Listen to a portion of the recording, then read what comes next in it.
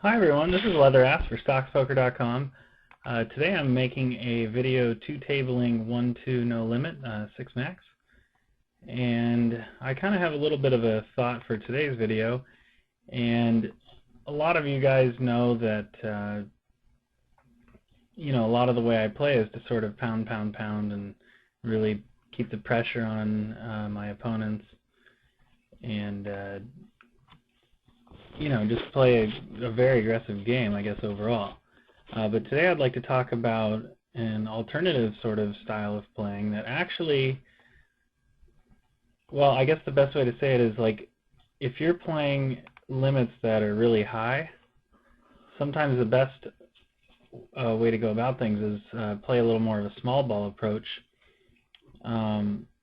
because if you're aggressive, everybody knows you're aggressive, and then they're going to be aggressive right back because they're good players. And so what you're going to do is you're going to end up, leaving yourself open to big check raises and people putting in a lot of action, and you're going to have to be playing for your stack all the time. So what happens is guys tend to play a little more passively and try to just pick off bluffs and do stuff like on a on a queen high flop, and they have like pocket sevens, and the flop's like queen 7-5, and the guy, let's say you raised from like the cutoff and one of the blinds called, and the flop's queen 7-5 and it's checked to you. Well, I guess with pocket sevens we'll say queen 4-5, of just going ahead and checking it behind, just as a way of sort of avoiding that check raise and putting yourself in a sick spot. That's not something you need to worry about too much at these limits because people are much more passive, but it's still a reasonable style to talk about nonetheless. And it's something that can sort of apply to a lot of limits. So I'm going to start off here. The button raised to 4. I just made a little more than pot size raise up to 15. If he 4-bet, I was probably just going to have to toss the hand. And so we have a limper here, and so we're certainly going to try and punish him. And just in case one of these guys ever gets an itch to play a higher limit, I'll go ahead and mark him as a fish. Okay, so we got pretty good flop. We have a top pair with a straight draw, and so we're going to start off just by leading right out. About 15 into a 22.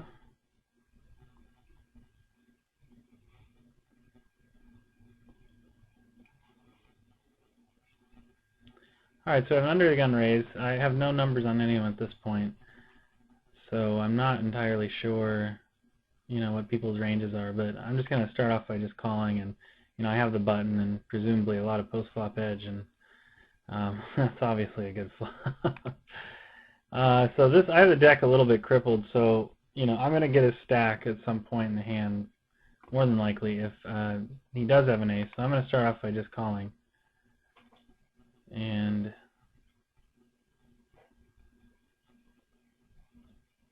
not exactly sure where to put in the raise. I may wait till the river if he fires again on the turn. So he fires pretty big, and I'm going to tank it a little bit. I don't think raising now is good because I want to give him a chance to maybe make one of these flushes or make some sort of hand.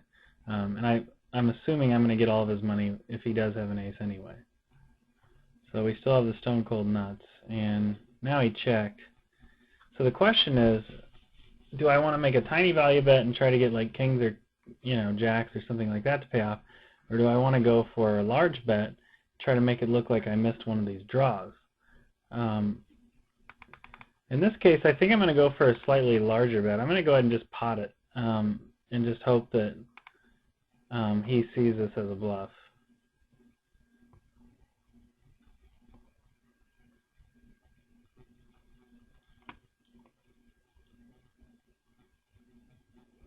Okay, and so there's a chance, he didn't really have anything he could call with anyway. He might have been semi-bluffing the turn with, a hand like king queen or something. Occasionally what I've done against guys is who are very aggressive in those spots is is make like a tiny bet, like 15, 20. Make it look like I'm just trying to eke a little bit of value out of a hand like pocket queens or king jack, something like that. And then sometimes the guy will go for a river check raise, which is pretty fun when you have the nuts.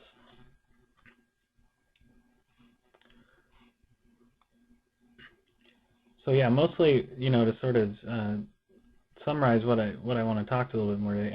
8-10 suited out of position, I'm just going to go ahead and ditch it.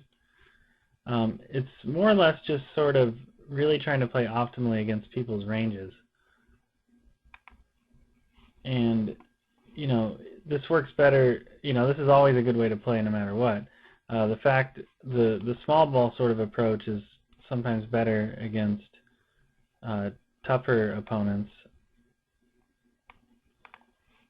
because some of the biggest mistake that the small and mid-stakes players make is they just give up too much. They don't have very good hand reading abilities, and so they just see sort of a scary card and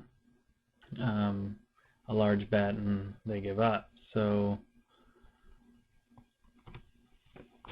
we're going to have to sort of play around with this concept and see what exactly applies to this specific video. But if nothing else, it'll be good to just talk about the subject as it comes up.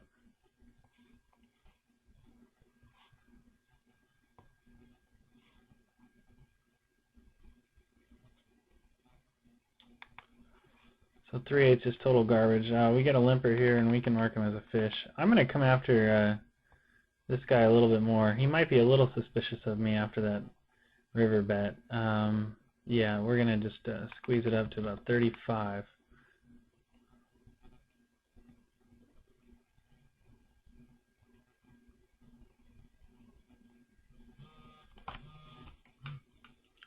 Alright, so he's not messing around anymore. So obviously there's nothing we can do here but fold. Sometimes I'll, at a softer table such as, a 1-2 table, which this isn't necessarily a soft table. I don't know any of these guys, but I can presume they're softer than, a 10-20, good 10-20 players that I could play against. But against softer opponents, sometimes I like to put a lot of pressure early on and get them in that fighting mode, get them thinking I'm really coming after them. Some of them may recognize my screen name and just assume that I'm going to be really aggressive, and I certainly don't want to deter them from that train of thought. So I'm going to try to put a lot of pressure on these guys and then probably just continue it up. I mean, I might, if this were like a 3-hour video, I might really, change gears a little bit and do all that, but I think for now it's best to just really apply the pressure on these guys. Alright, so he makes it 8. I'm just going to go ahead and re-raise with Queen 10 suited and stay in that aggressive mode, and we'll punish the limper here. Now this is interesting here. We get a cold caller of a raise and a re-raise pre-flop. Alright, so with the ace-6, maybe everyone watches these videos and knows that I like to punish the limper. And I like to squeeze a lot. And I like to 3-bet a lot, so they shove. Not the best start, but hey. We got some time to get these guys.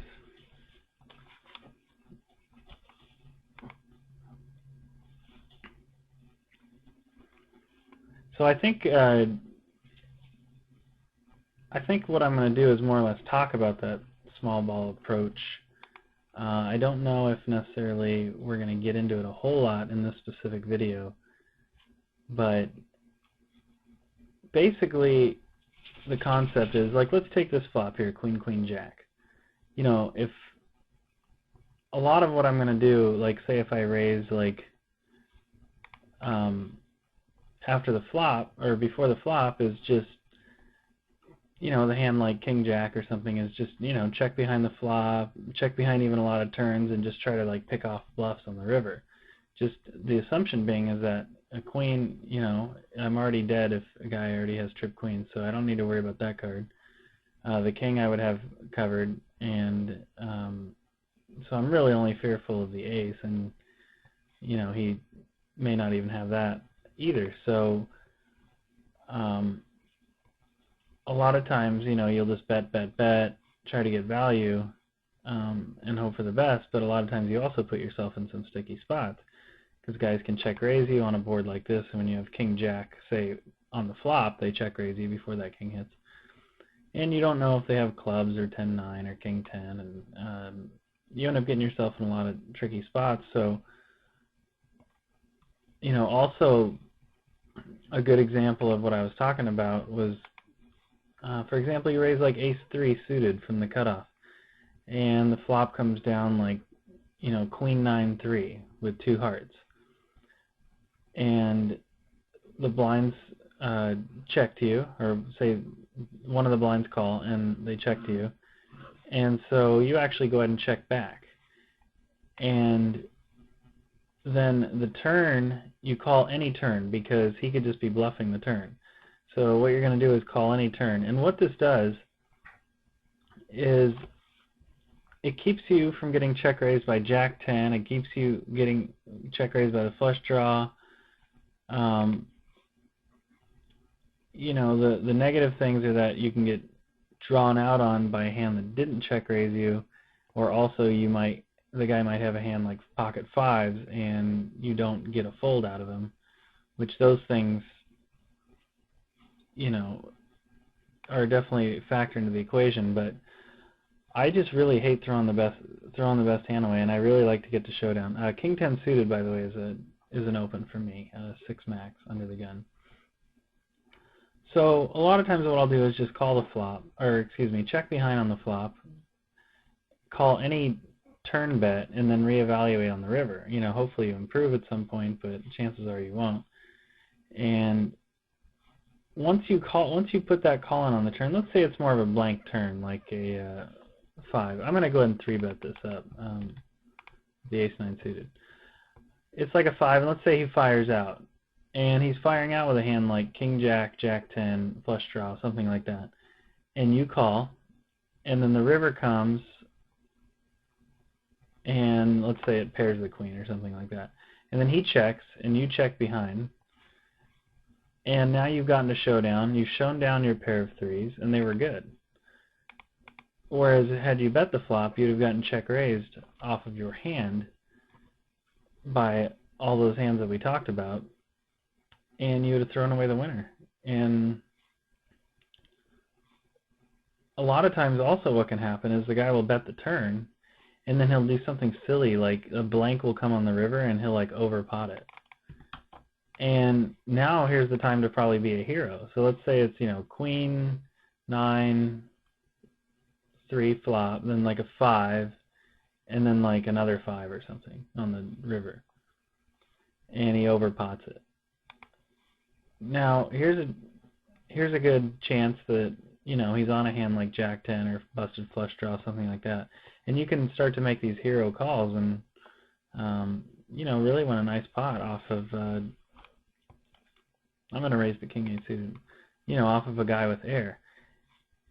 And getting to showdown a lot also, I think, you know, or at least playing in a style that tries to get you to showdown, I think also improves your hand reading ability. I'm going to go ahead and fire this with an ace-high flop. It's a good one to fire. I think it reads your hand reading ability because you get to showdown so much that you're really able to start to, it almost enlightens you, and you almost start to see like, wow, all those times I got check raised on that flop or led into or something like that, and I just gave up. You know, I was throwing away the winner a lot. When I was playing 1-2 and, you know, 2-4, no limit last spring, I went to showdown like 21%. Sometimes I have even had some significant samples where I was in the like 19-20s. And I'm now up to about 27. I'm tempted to just call here because this guy is so loose.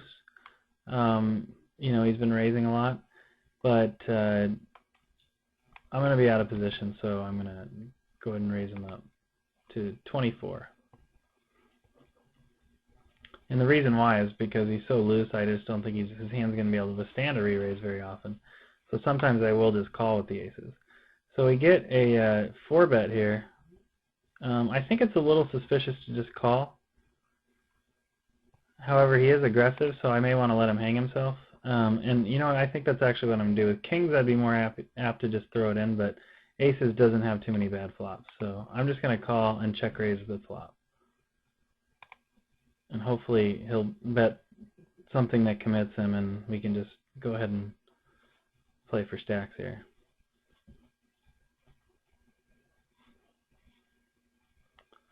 Okay, so this is a tricky one.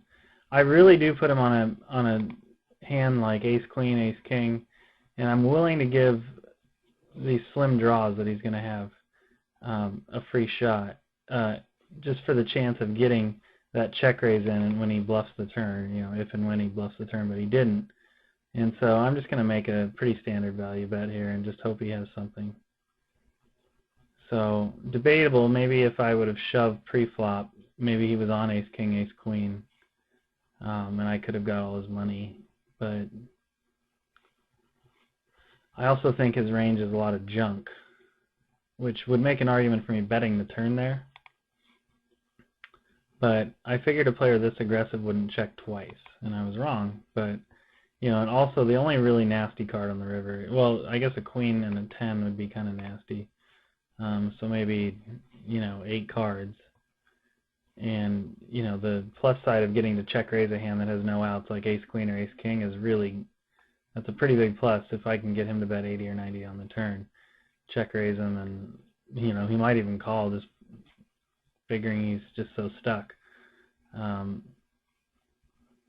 So a little bit of a debatable turn decision.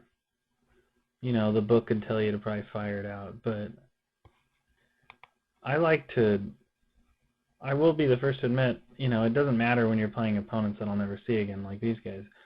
But I kind of do like to let people know that just because I check, it doesn't mean I'm giving up. I like people to kind of fear making thin value bets. I like to have people, you know, basically just sort of afraid of, you know, what I'm capable of. So with the ace queen, raise pre-flop. This is the kind of flop that oftentimes, actually I kind of wish I had just checked the flop. And there's why right there, because he could have 5-6. You know, he could have a hand like pocket sevens, stuff like that. Now I'm kind of in a messy spot because I probably can outplay him a lot, and so I may just call here. In fact, that's what I'm going to do here, and let's see what he's made of on the turn. Not a good card at all, because, you know, he could have a hand like pocket sixes, 5-6 has now got a big draw. He really does, to me, look like he has a draw with this kind of bet. It's either a draw or a really big monster, I think.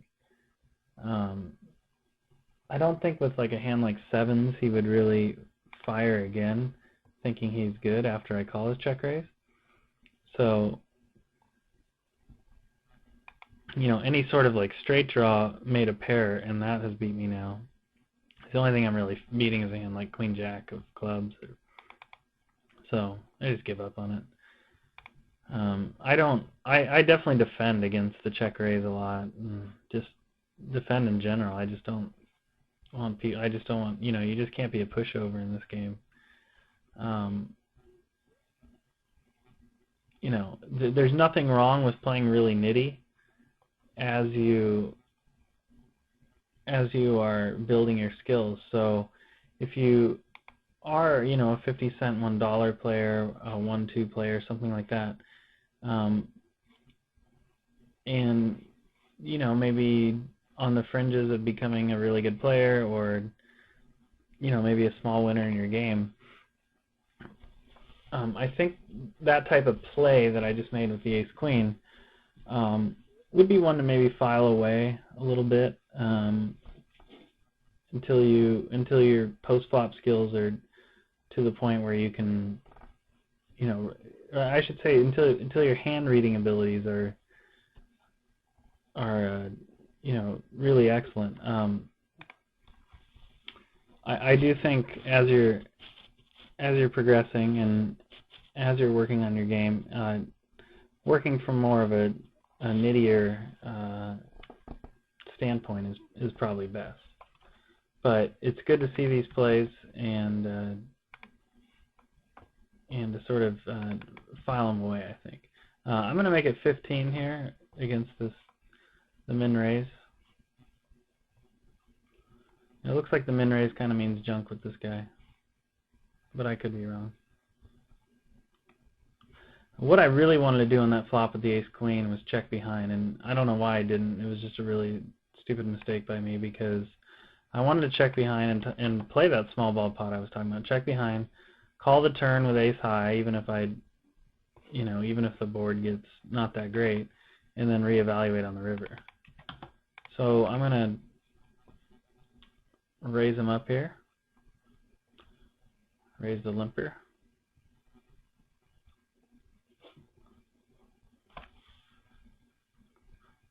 Yeah, I'm definitely kind of kicking myself for not checking behind because, I mean, I was just talking about this style and then I went ahead and bet it.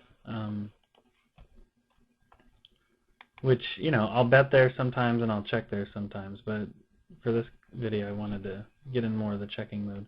3-4 suited, not a bad hand to just 3-bet here. So considering we are aiming for a little bit of a looser style for this video. So we get cold called. This guy sat down with half a buy-in.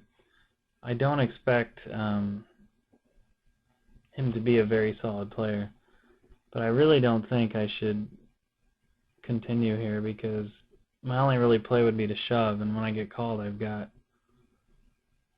essentially no outs. So I'm going to check back, and maybe if he gives up I'll put in a little bluff and make him try to call with ace high or something if he has like ace queen. But he just went ahead and put his money in, so nothing I can do there. If I had 2 overs, I probably would have shoved that flop. You know, king, queen, queen, jack, ace, queen, ace, king. And just hope he's on a similar type of hand, and then figure I have 6 outs most of the time, if called. But with 3-4, I just didn't have anything to really get excited about. I didn't think my bluff was going to work half the time, so definitely no reason to try and make it happen. I'm tempted to come after him just because he folds after he min raises every time, but he might be getting ready to fight back, so I want to have something a little better than deuce 5 when he comes fighting back. So queen jack suited, I like floating with a hand like that in position. I'm going to isolate him here with the jack 2. And we get fired into on sort of a draw heavy board. He does seem kind of aggressive, so this could probably still be a lot of stuff, but there's just not a whole lot I'm looking forward to, and I don't want to just totally try and bluff him, so I'll give it to him. I'm going to go ahead and make this close to pot, let him know I mean business, and just hope he's on total air. Oops.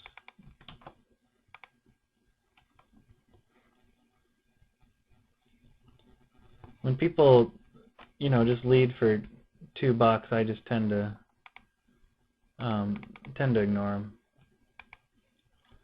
Just sort of proceed as if it didn't happen and just fire.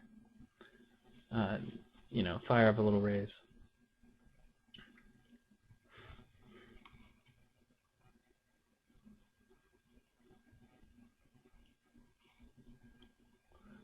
So he's definitely very bad. I think Dunderby is pretty bad too. I'll mark him. This guy, I'm just going to say if he has $68, he's probably bad. Spitting Camel limp, so he's bad. That's not necessarily true. I guess I have seen some good players limp pre-flop in 6 max, but it's the exception rather than the rule. So when I see a guy limp, I just mark him as a fish. 20. I'm going to go ahead and make it 22 with the aces, and just 3-bet. And we get a caller. This flop, not the best because it just hits a lot of his range and gives a lot of his range, is going to have some decent equity. But I'm just going to fire and get it all in with him if he wants. So he just calls, so I hope that doesn't mean he's trapping. And I'm just going to go ahead and bet, tinier little bet, just a little over half pot and call a shove. I don't want to overbet because I'd rather see him, maybe think he can shove king queen on me with some maybe fold equity. Maybe he thinks that. It's either that or overbet. Really no other choice. I could make slightly over pot bet and just hope he has something. I'm going to do something a little trickier because I think he's really aggressive. I'm just going to limp re-raise him with the aces. It's not a play I make very often, and that didn't work out too well because he just called. But I'm going to just bet about 3/4 pot here. And I'm just going to continue to bet just under pot and hope he has, some sort of decent one-pair hand. With the ace-jack, I'm going to call in position. I'm not worried about getting squeezed too much because the blinds seem tight, so I'm just going to call here. And now this really sucks. This is when your play really backfires. But I think I do have to call and just make a decision on the river. Hopefully this will, he could have been a semi-bluff with a 5. And with this kind of flop here, the king 3-6, it's so unlikely. He seems to have given up Kleinstein. And egg claw, is unlikely to have much on this kind of board, just because there's not a whole lot of, hands like 7s have to fold and all that stuff. But it looks like he did have something, so my bluff did not work. And with the aces here, I'm just going to have to give it up. I mean, I went for a crafty play, and it totally backfired. So there's no reason for me to suspect that he doesn't have a hand there. I mean, I bet a pretty healthy bet on the flop and turn. He still raised me on the turn. So if he raised me with a hand, which would be like a 2-pair type hand, then he's already got me. If he's raising me with a semi-bluff, which would be like if he had the 5, that got there. So I really can't beat anything. So just thought it'd be best just to give it up. All right, so here's an example of a little more of the small ball approach. I'm just going to check behind and I'm going to call the turn. But now that he's let out for about half the pot, I think the play here is to call and maybe make a decision on the turn depending. We'll see what the turn brings. Okay, so we pick up the gut shot.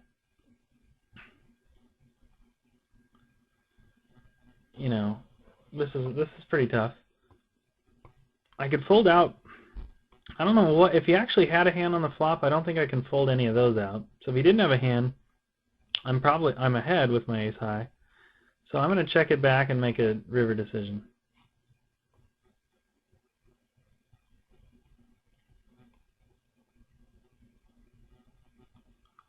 So we'll just take the showdown, hope for the best. Alright, so we got it. My plan was going to be to check behind on the flop if he didn't lead out, call the turn, even with a queen, whatever. Call any turn and then make a decision on the river. 8-9 suited, I'm going to go ahead and raise up. It's a good kind of hand to be playing in a raised pot in position, so I'm going to hope that I get 2 folds here from the cutoff and button, and I can play with the blinds in position. And I'm going to go ahead and isolate the limper with the king 4 suited. Alright, so he has $9 left, and I'm just gonna put it in and hope he folds, or I hit a 10. You know, I don't, that's not a board he's gonna have a whole lot, so, you know, very often, so hopefully, I think it's a good one to just make that bet there and hope for the best. And he limped again with the 5-3 suited. You know, why not? One of these times we're gonna flop a hand and get his stack. Sometimes I'll flop a hand like this with the 5-3. I'm just going to give up here. This hand's just not very good. You know, you'll flop a hand with the 5-3 suited and everyone will just think, oh, you're so lucky, you're so lucky. But you know what? When you punish the limper, you put yourself in a position to be lucky. You know, I get some pretty nice flops, you know, a few times a day with hands like that. And you always feel really lucky when it happens, but the main thing is to put yourself in position for something lucky to happen. I think I'm going to go ahead and make a I'm going to make a 4-bet up to about 65, which is just under 3 times his raise, which I like to do because when I do 4-bet as a bluff, I don't want to have to make this massive 4-bet. I like to give myself a good price to try to re-steal.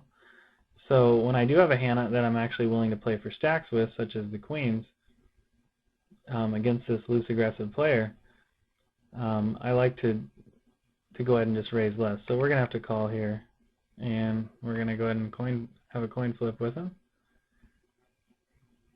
So far, so good. All right, our hand held up. It's not easy to win those flips. I'm telling you, they're not 50-50.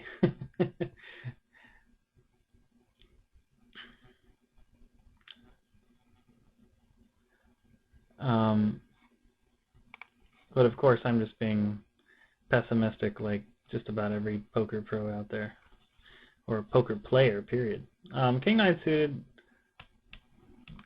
I'd like to raise this under the gun, but the only guy that has a stack, you know, this is a hand that has some decent implied odds because it can, you know, make a flush, and the only guy that has a big stack is FTP Pickle, and I'm going to have to play out of position against him. And the blinds, you know, have a tiny stack, so, you know, I just went ahead and passed on that. It's not an automatic raise from, you know, under the gun, essentially. But if the situation's right, I like to raise it. You know, if I have a really loose defender of the button, I don't like to raise it. But if I feel like I can get heads up with the blinds or steal the blinds a good amount of the time, then I do like raising it. You know, I try to put a lot of thought into my decisions, you know, even while I'm 9 or 10 tabling. And so 9-10 suited, we're just going to just come after him again. What the hell? And 10-8 suited, this is a tempting spot to 4-bet as a bluff because Big Mac is so loose. FTP Pickle seems like a reasonable player, and he might just be re-isolating. But I'm going to pass on it this time and focus on the table on the right. And a lot of decisions like that will have to do with what I've got going on other tables. And if I've got something, you know, important decision, then sometimes I'll just pass on those marginal spots. And so ace queen suited, I just went and made a pot size raise.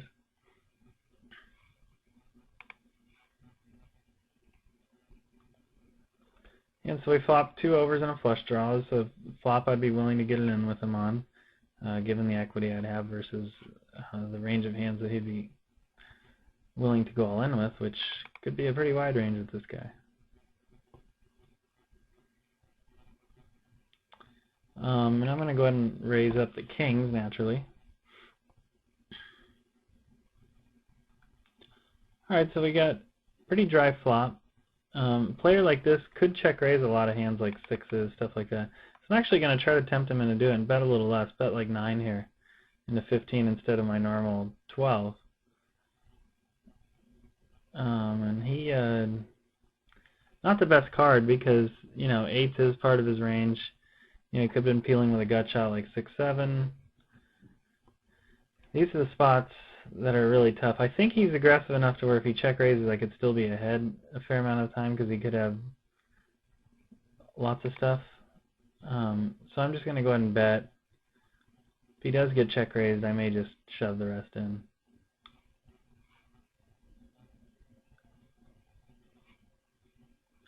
Yeah, with ace king, I'm just going to go ahead and repot it. Oh man, see, a lot of times I don't bet the turn in these spots, I just call it, but I'm just going to put it in. I just don't know what this guy's capable of. Yeah, it was just a total bluff. He didn't even think about it, he just instantly folded. You know, it's kind of marginal. You know, I do expect to be up against a hand like 9-8, stuff like that. But then again, you know, he could have just, I did make a small bet on the flop, so he could have peeled with anything, so that means that the chances that he's just semi-bluffing with something goes way up too.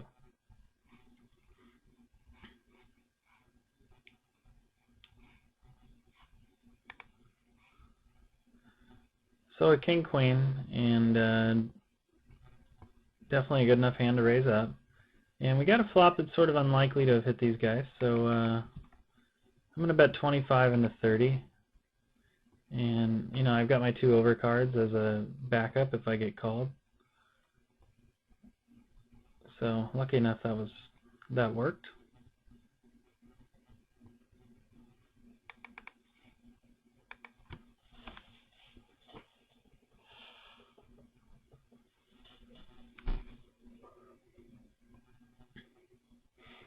I think what I'm going to do is make a 5, 10, maybe 10-20 video in the near future, and we can work a little bit, we can talk a little bit more about that small ball approach, and I can really try to get you guys to grasp it, because it may be an attractive sort of way for a lot of people to play, because it does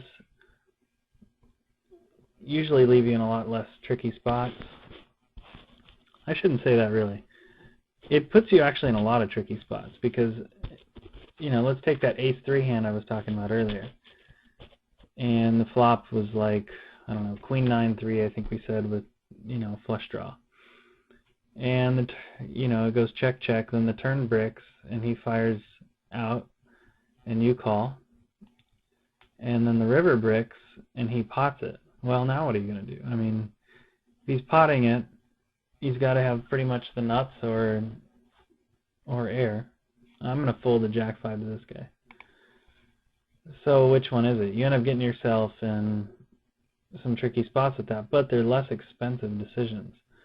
Like if, you know, if you're constantly betting, you know, I'll also check a hand like queen-jack there a lot. Just because I don't want to put my home stack in on a draw. Or I don't want to defend my, you know, defend his check raise and always have to get my stack in with a draw. You know, I'd rather just sort of pick off bluffs and use my hand reading abilities on the later streets to sort of figure out what's going on. So there is a benefit to that, because I've obviously taught the style of shoving draws, and I do think that's a really good style too, and it may ultimately be best until your hand reading skills get really sharp. And the reason is I like teaching people that play lower limits to shove draws and get really aggressive. You know, there are 2 reasons. One is that I want people to be aggressive, and secondly is I don't want people to have too many tough later street decisions. I'm going to go ahead and defend with this ace-jack suited. This guy's 3-betting range I think is pretty wide.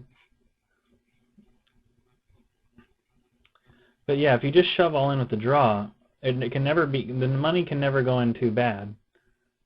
And also you have no opportunity to make expensive late street, you know, possibly poor decisions, which I know I made a lot of those and as I was learning the game. So I'm just going to give up here and just give him credit for a hand. So that's why I advocate that a lot, but at the same time, it's worth thinking about, you know, what style feels more comfortable, because some people just, God, it just, you know, drives them nuts to be throwing in that money all the time, and I can understand that because, you know, you're sticking your stack in the middle a lot, and that gets, that can I can cause some gray hairs maybe prematurely. So I'm looking forward to explaining this sort of style, this sort of small ball sort of style a little bit more. And I do think ultimately you need better post-flop skills, but if nothing else, it's something to think about, and it's something to sort of file away in the memory bank. And when your post-flop play skills do improve, it might be something to bring out.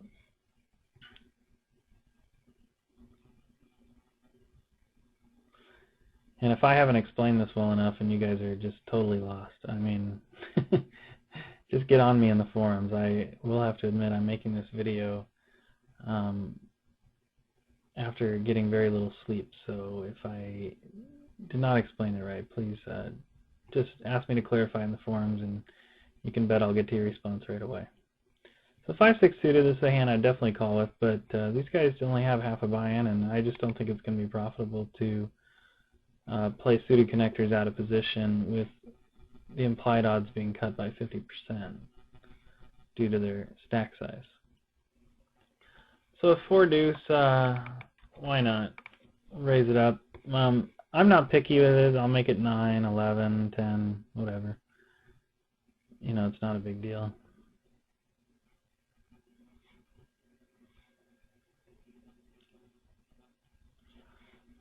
I don't want to jinx myself too early, but I think this is my second or third video, probably third video I've made this year, and I've won in all of them, which is quite a change from last year. Maybe this year overall will just be a year where I run a little bit better than last year, which would be nice. I definitely had my struggles, but I'm going to give this guy a break this time with 8 deuce. I definitely don't feel like I ran horrible or anything, but I do think that some years are better than others, and I think that I can definitely run better than I did last year.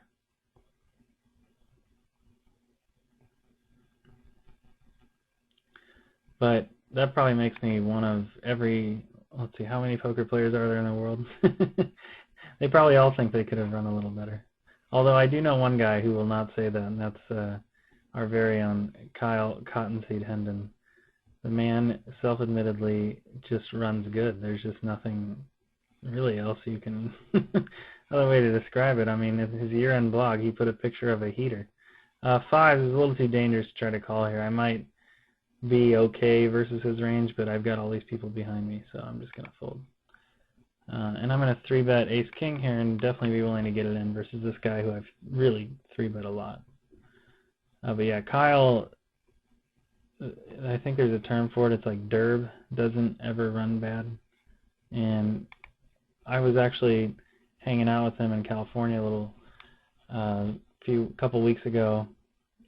I'm just going to bet like 36 here into the 54 and just be done with it. If he check raises me all in, I'm just going to have to fold. Sometimes I will just check and give up here.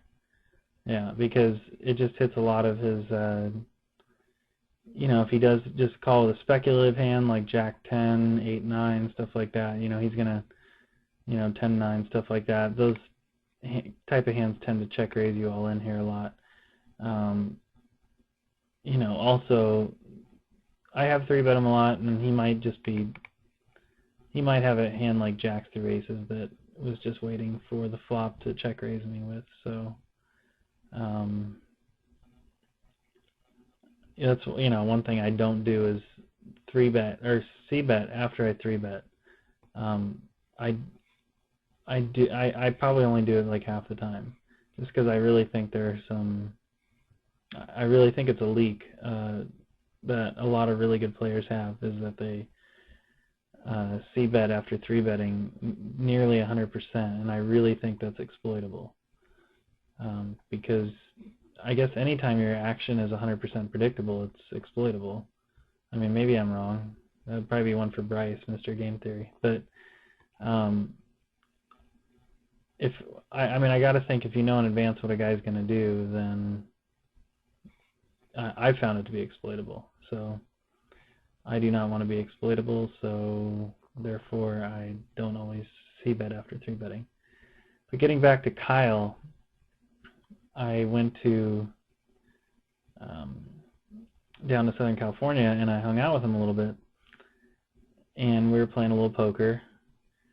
Some of it after a night out of drinking, which probably wasn't the best idea, but I think we won some money, so it was obviously a great idea, right? But anyway, and this was not after any drinks or anything. This is dead sober. Kyle says to me, I stopped even calling my pocket pairs that I get dealt pre-flop pairs. I just call them sets, because that's what they end up becoming. They end up becoming sets. So if I get a pair of fives, I go, oh, I got dealt a set. I mean, how good do you have to run to be making comments like that? I mean, that must just be a lot of fun. I don't know. I've had maybe days like that, but man, that's just like the way of life for Kyle. And it's not as if he needs it, because he sure is one hell of a player too.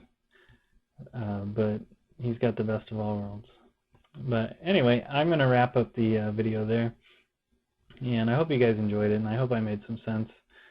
And if I didn't, then that's why we have the forums, and there will be a link to this video, a thread link to this video in the forums, and I can't wait to hear from you guys.